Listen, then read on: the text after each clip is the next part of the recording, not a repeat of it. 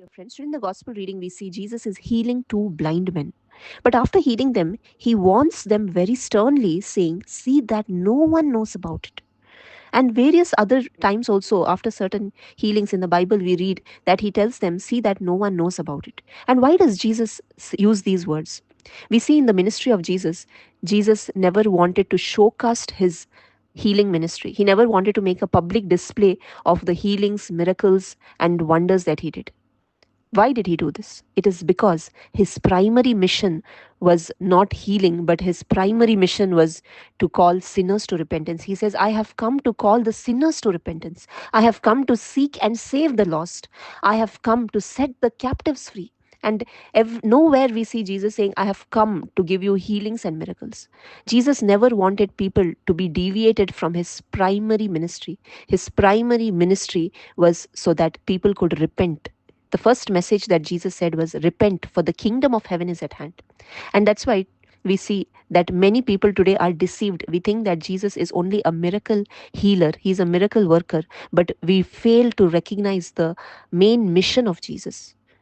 We are all sinners, and that's why Jesus says, "I have come to call the sinners to repentance." Today, we more than physical healings, we need spiritual wellness. We need spiritual healings because we are imprinted with sin. We have the sin of Adam and Eve by default when we are born, and henceforth we live sinful lives, and we cannot come before this holy God because God is holy, and a sinner can have no relation with this holy God. That's why we see in the Old Testament, according to the law, they used to have shedding of blood for the forgiveness of sins. They used to shed the blood of an animal. An unblemished, spotless animal was taken and sacrificed so that they would receive forgiveness of sins. But today, we don't use any animal. We don't use the blood of an animal for the forgiveness of sins because Jesus himself sacrificed his own body and shed his own blood so that we can receive forgiveness of sins. And this is the sacrifice that God himself did. God sent his only son to this world to be sacrificed so that we could have a relationship with him.